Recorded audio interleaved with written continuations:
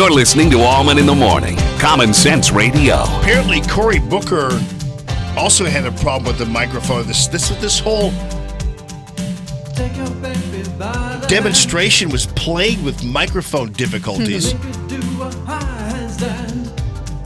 First you had Nancy Pelosi, then you had Cory. Can you hear me? No. Can you hear me now? No. Can you hear me now? It's not working. It's not working? It's not working.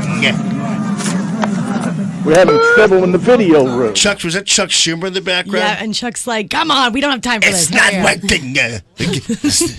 Hurry up. I have to cry before the cameras.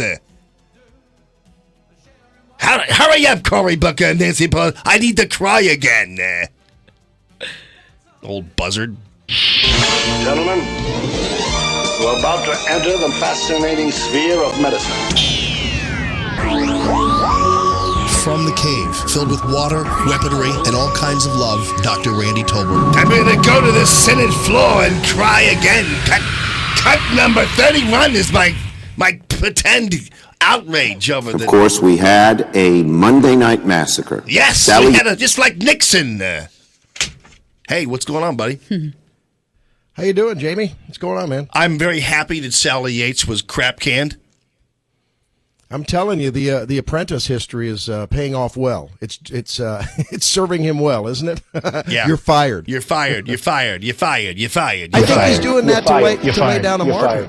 You're fired. You're fired. Yeah. What's that? Yeah, I think he's laying down a marker. I mean, it's like, don't mess with Donald. You know, I'm the leader now. We've got a new sheriff in town, and you're either going to be on my team or you're going to be off the team. And I'm hoping that people throughout the bureaucracy, whether they're political appointees or whether they're the permanent entrenched bureaucracy, get the message. Stand by my viewpoint that President Trump, is a cross between Ronald Reagan and James Cagney, and I love it. You know, what's funny is all the people that are criticizing him on this firing and saying, you know, this is not a political appointment. This should be these people should uphold the law, these attorney generals and Sally Yates. And, you know, this just goes to show that he's going to just fly in the face of the law. Well, there was this pesky little person named Eric Holder who was absolutely connected at the hip to all things political when it came to his decisions and the Obama agenda. Yeah, and interesting enough, they've decided to haul out every left wing blog site has a picture of the headline from the Nixon administration and the firings of the attorney general, and there's not even remotely a similarity. Not one. Not even close. But that's what they do. They try to they take very, very superficial connections, and then they conflate things. They misrepresent facts. They reinvent history. But I mean, just look at your college textbook or your high school textbook. I mean, that's the way they do things. It's sort of like the media calling when they talk about the ban that has gotten so much uproar everywhere.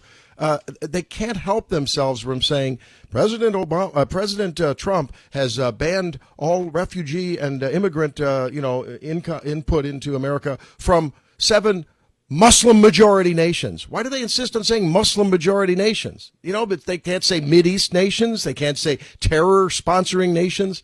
But that's what the left bargains in. You know that, Jamie. They're bargaining rhetoric and empty content. But it rings true with a lot of sycophants who think with their limbic system and not with their gray matter. There was really a great development with CBS News and Scott Pelley, who I'm telling you, this was surprising to me that CBS News even did that. Normally they'd find some way to couch it, but listen to Scott Pelley. Today, the White House said that most Americans agree with the immigration ban, and a respected poll from Quinnipiac University agrees.